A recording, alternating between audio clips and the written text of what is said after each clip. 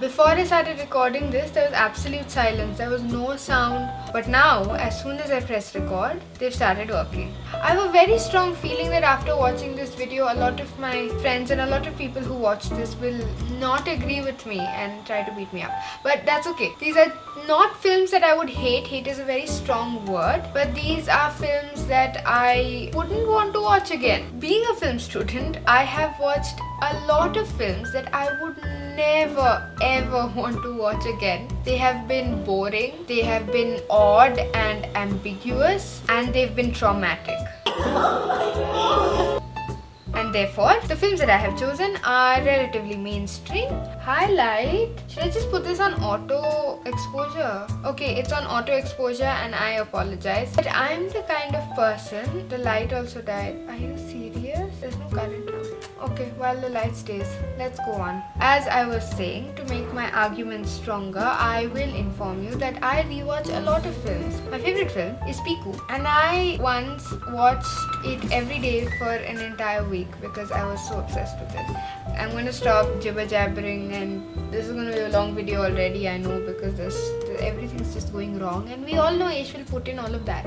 Aish will not put in the successful bits, Aish will put in the failures, which is still a misrepresentation of life. Okay, concentrate. First film is Padmavat. Padmavat is about Queen Padmavati, who is happily married to a Rajput ruler until a tyrant Sultan, Alauddin Khilji, enters their life and calls a war on their kingdom due to his obsession with the queen.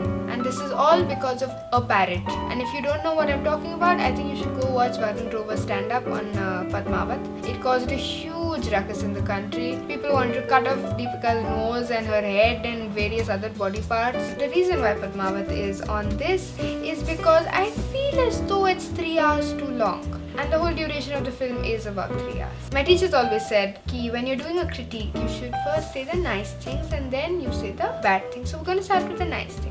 I think Sanjay Leela Bhansali is a director, can't be imitated. The kind of grandeur that he is able to bring onto screen, I don't think there's anyone else in the country who can do such a thing. Having said that, there were a lot of beautiful shots in Padmavat, but nothing we haven't seen before. If you try to do like a match of a few shots from Bajirao Mastani and a few shots from Padmavati, or should I say Padmavat, it's all about the E. Anyway, what am I saying? Ugh. If you contrast the shots from Bajirao Mastani and Padmavat, you're going to find a lot of similarities. I cannot sit and watch a movie for 3 hours which really has no story. I mean, he's gotten really into the visuals, into the grandeur of it all, and somehow loses the story in that. Padmavat just falls really flat, man. I think the best crafted sequence was the Johar scene, and that itself is like morally ambiguous, and it causes a huge amount of dissonance in me, and I don't know what to do with it, because what are you trying to say? I would rather use those 3 hours to, like, I don't know, solve world poverty or something. I could spend 3 hours watching Ghumar though. Second is Eternal Sunshine of a Spotless Mind. Eternal Sunshine of the Spotless Mind is about Joel and Clementine, who begin a relationship post a train journey together, unaware of the fact that they had previously been in a relationship, the memories of which were clinically erased. Interesting concept. However, I should say that I did fall asleep during this film multiple times. And as my film teachers have told me, even if you do fall asleep, you should analyze. Why did you fall asleep? What about the film really made you that bored that it put you to sleep?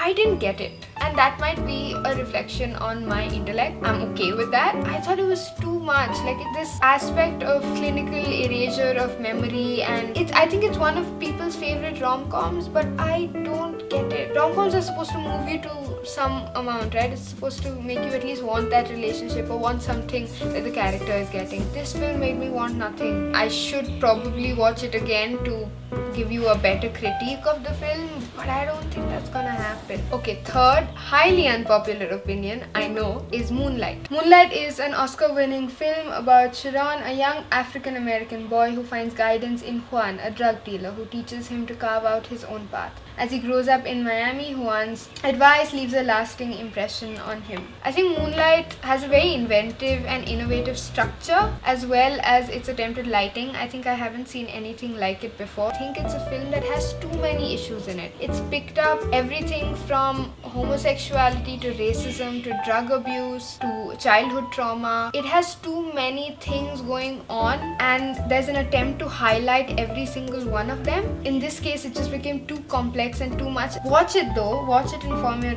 own opinion. I don't know, I didn't really enjoy Moonlight that much. Next, what is the next?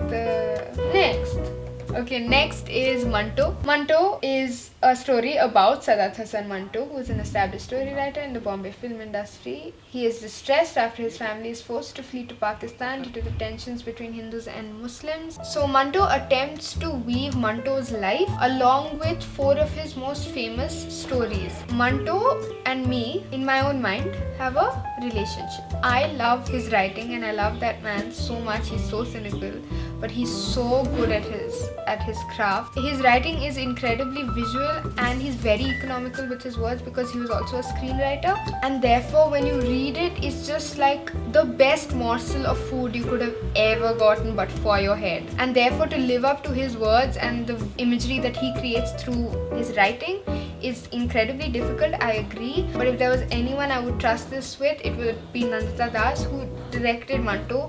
But it didn't work for me. I think it was too labored and too forced to kind of weave together his life and his stories. I think it's a great idea, but in the execution of it, somewhere the smoothness in the transitions didn't happen. Having said that, I cannot promise you that I will not rewatch it because it's Manto, and Manto is...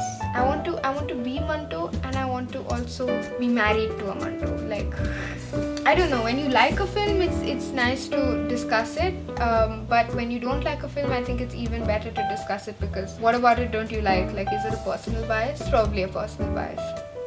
We'll move on then. The camera died. I was at Kalank.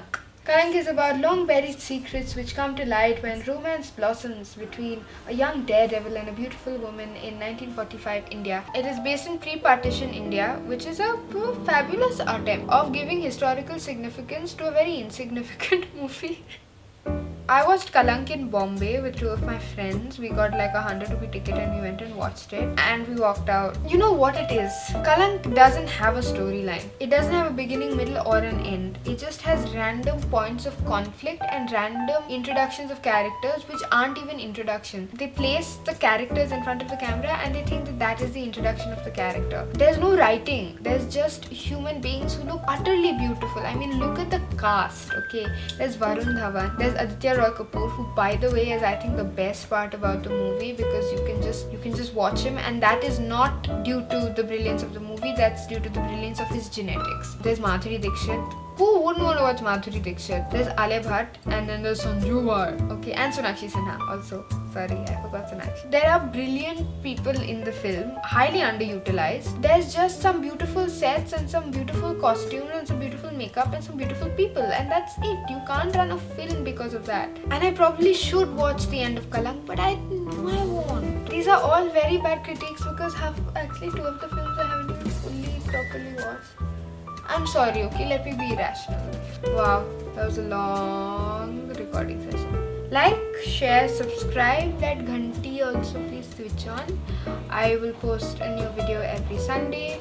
I want to increase it to 2 times a week, but my college is giving me dark circles, man. And let me know in the comment section below if you agree. Let me know what films you cannot watch for a second time. And yeah, let's chat about cinema, man. I will see you next Sunday then with another video. I don't know if you want to know more. I don't have anything else to say. Bye.